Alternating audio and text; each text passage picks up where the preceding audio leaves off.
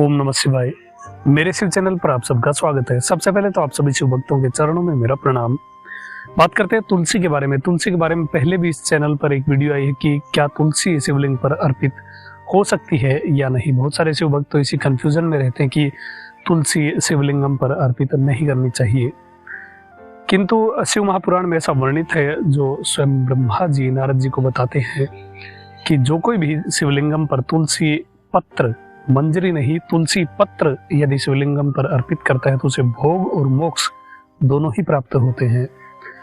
किंतु फिर बात आ जाती है कि राम तुलसी या फिर श्याम तुलसी। ज्यादातर लोग दो ही तुलसी के विषय में जानते हैं, या तो राम तुलसी जो बिल्कुल हरी होती है और श्याम तुलसी जो डार्क पर्पल होती है, हल्के काले रंग की होती है, जिसे श्याम तुलसी या कृष्ण तुलसी कहा जाता है। किंतु यहाँ हम बात करेंगे जो तुलसी लिंगम पर अर्पित की जाती है, यानी कि रुद्र तुलसी। आप में से बहुत सारे शिव भक्तों ने ये नाम पहली बार सुना होगा कि रुद्र तुलसी भी कोई तुलसी होती है। किंतु जब मैं आपको इसका लोकल जो आपकी भाषा में इसको बोला जाता है वो नाम बताऊंगा तो आप शॉक्ड हो जाएंगे, आप चकित हो जाएंगे कि यही रुद्र तुलसी होती है क्या। इससे पहले हम जान लेते हैं कि इसका वर्णन कहाँ मिलता है, कहाँ वर्णित है, या फिर मैं भी कहीं दूसरे बड़े बड़े जो अपने मन से ही कुछ भी YouTube पर बोल देते हैं लोग धर्म के नाम पर, शास्त्रों के नाम पर, वैसा ही कुछ बोल रहा हूँ। ये वर्णन, इस रुद्र तुलसी का वर्णन हमें मिलता है श्री स्कंद महापुराण के अरुणाचल महात्म्य में। अरुणाचल महात्म्य पर मैंने बहुत सारी वीडियो पहले भी बनाई है और हमने आप सभी शिव भक्तों ने मिलकर आद्रा महानक्षत्र, जो कि मार्गशीर्ष का आद्रा नक्षत्र होता है, जिसमें 100 शिवरात्रि जितना पुण्य आपको प्राप्त होता है, और जो कोई भी इस महा अवसर पर शिवलिंगम का दर्शन मात्र भी करता है वो भगवान शिव को कार्तिकेय से भी अधिक प्रिय होता है। फिर जो पूजन करता है तो उसकी बात ही क्या कही जाए। ऐसा है आप सभी शिव भक्तों ने उस समय में शिवलिंगम पूजन किया होगा। अब बात करते हैं रुद्र तुलसी के बारे में। देखिए, रुद्र तुलसी इतना जबरदस्त ये तुलसी का पौधा है, इसकी गंध इतनी जबरदस्त है, इतनी तेज है कि इसके सामने बड़े बड़े परफ्यूम, बड़े बड़े सेंट, इतना जो कुछ भी आप यूज करते हैं सब फैले हैं। इतनी ज्यादा इसकी सुगंध है कि इसे एक और नाम प्राप्त है जिसे काम कस्तूरी भी कहा जाता है। इस रुद्र तुलसी को काम कस्तूरी के नाम से भी जाना जाता है क्योंकि इसकी इतनी दिव्य गंध है और ये शिवलिंगम पर अर्पित की जाती है। अब अर्पित कैसे की जाती है और कहाँ ये वर्णित है, तो अरुणाचल महात्म्य में एक श्लोक आता है। उस श्लोक में आपको यहाँ स्क्रीन पर भी दे रहा हूँ और बता भी रहा हूँ। देखिए, आप श्लोक यहाँ स्क्रीन पर भी पढ़ सकते हैं। प्राणे स्याद्रुद्र तुलसी मध्याह्ने कृतमालकम अपराह्ने मल्लिका च सोणाद्रि सस्य थे। अर्थात पूर्वाहन में रुद्र तुलसी, मध्याह्न में कृतमाल और अपराह्न में मल्लिका पुष्प से सोमनाथ की पूजा प्रशस्त है। अर्थात पूर्वाहन का जो समय होता है, जो सुबह से और दोपहर के बीच का जो समय होता है, उसमें सोणाद्रिनाथ या सोमनाथ या भगवान अरुणाचल की पूजा करनी चाहिए। अरुणाचल जो कि ब्रह्मांड का पहला लिंगम है, उसकी पूजा के लिए, उन दिव्य तेजों में लिंगम की पूजा के लिए रुद्र तुलसी का यहाँ वर्णन मिलता है। रुद्र तुलसी द्वारा उनकी पूजा करनी चाहिए सुबह से और दोपहर के समय के बीच में। अब सोचिए, ब्रह्मांड के पहले तेजों में लिंगम के लिए बात वर्णित है, तो फिर आप जहाँ पर रहते हैं, आपके आसपास के क्षेत्र में जितने भी लिंगम हैं, आप जहाँ चाहें वहाँ इस रुद्र तुलसी को लिंगम पर अर्पित कर सकते हैं। समय प्रातःकाल से लेकर के दोपहर के बीच का जो समय है, उसमें कभी भी आप शिवलिंगम पर ये रुद्र तुलसी अर्पित कर सकते हैं। इसको आपको अनंत कोटि पुण्य प्राप्त होगा, क्योंकि रुद्र तुलसी अर्पित करने की बात लिखी है स्वयं अरुणाचल के लिए, और आप कहीं भी लिंगम पर आप इसे अर्पित करते हैं तो आपको अनंत कोटि पुण्य अवश्य ही प्राप्त होगा।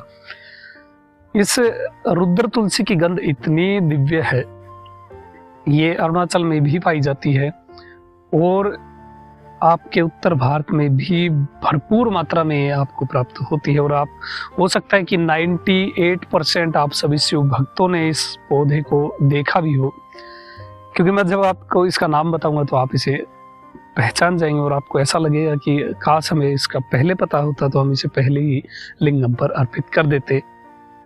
रुद्र तुलसी की गंध इतनी तेज होती है कि बहुत दिव्य गंध इसकी होती है। अब बात कर लेते हैं कि रुद्र तुलसी दिखती कैसे है और आपके क्षेत्र में वो किस नाम से जानी जाती है। देखिए, ये है रुद्र तुलसी, ये रुद्र तुलसी है।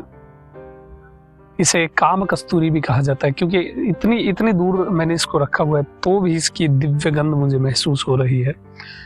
और ये वन प्रजाति का पौधा है, जंगलों में स्वतः उगता है, इसलिए ये भी एक कारण है कि ये भगवान शिव को प्रिय है। भगवान शिव को प्राकृतिक रूप से जो चीजें उत्पन्न होती, जो जंगलों में, जो वनों में उत्पन्न होती, वो बहुत प्रिय होती है। ये भी एक रहस्य है, आप सभी शिव भक्त नोट कर लीजिए।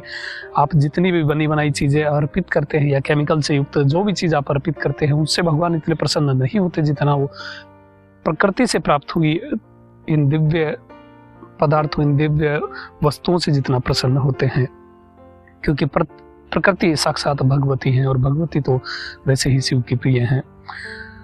अब बात कर लेते हैं इसका लोकल नाम आपकी उत्तर भारत में किस नाम से जाना जाता है। देखिए, उत्तर भारत के कुछ राज्यों में इसे मरवे के नाम से जाना जाता है। मरवा का जो पौधा होता है वही रुद्र तुलसी है, वही रुद्र तुलसी है। और इसे महाराष्ट्र में सब्जा के नाम से भी जाना जाता है, और दक्षिण भारत में बात करें तो इसे रुद्र जड़ा के नाम से भी जाना जाता है। ये वन तुलसी का एक प्रकार है। जो वन तुलसी होती है उसमें से एक प्रकार ये भी है, ये मरवा का पौधा। इसमें दो प्रकार के मरवे आते हैं। एक तो ये जो पर्पल कलर में है, जो हल्का डार्क है, जो दूर से ब्लैक भी दिखता है, काला दिखता है, किंतु ये एक्चुअल में ये बैंगनी कलर का है, डार्क बैंगनी कलर का ये है। इसमें दो पौधे आपको प्राप्त होते हैं, एक जो सफेद जिसमें पुष्प लगता है और एक जिसमें ये पर्पल कलर का पुष्प लगता है। जो पर्पल कलर का पुष्प जिस मरवे में रहता है वही शिवलिंगम पर अर्पित होता है, सफेद वाला नहीं होता है। सफेद वाला जो मरवा होता है जिसमें सफेद फूल लगते हैं वो औषधियों के काम में लिया जाता है, उससे दवाई वगैरह बनाई जाती है, किंतु ये जिसमें बैंगनी कलर का फूल आता है ये केवल भगवान को अर्पित किया जाता है। और सीक्रेट एक बात है, ये इसके पत्र भगवती को भी अर्पित किए जाते हैं। आप यदि विंध्यवासिनी शक्तिपीठ जाएंगे तो आपको बाहर इससे बनी हुई मालाएं, पूरी की पूरी मालाएं आपको वहां मिल जाएंगी, जो भगवती के लिए निवेदित की जाती हैं, माँ भगवती को अर्पित की जाती हैं। और इसका महात्म्य बहुत ज्यादा है। इस बैंगनी कलर के फूल वाले मरवे के लिए लिखा है कि ये केवल और केवल भगवान को अर्पित किया जाना चाहिए। औषधियों के लिए जो सफेद फूल जिस मरवे में आता है उसको प्रयोग किया जाना चाहिए।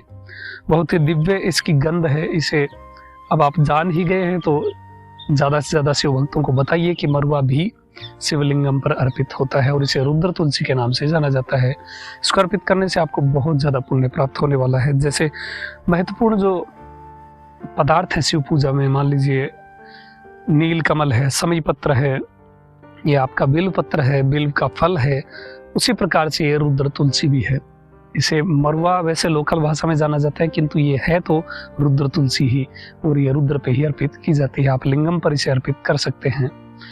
जितने ज्यादा शिव भक्तों को आप बताएंगे उतना कुछ, जब वो अर्पित करेंगे तो कुछ पुण्य आपको भी प्राप्त होगा। इसलिए सभी शिव भक्तों को बताइए। वीडियो शेयर करना चाहें तो शेयर भी कर दीजिए, और नहीं कर सकते तो फिर आप डायरेक्ट मैनुअली बताइए, किसी का भला हो ये आप उद्देश्य करके शिव भक्ति में चलिए।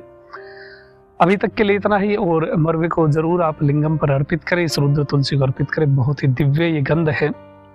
अभी तक के लिए इतना ही। वीडियो कैसी लगी, जानकारी कैसी लगी वो आप मुझे कमेंट में बता सकते हैं। आपका दिन शुभ हो, महादेव कृपा करें। ओम नमः शिवाय।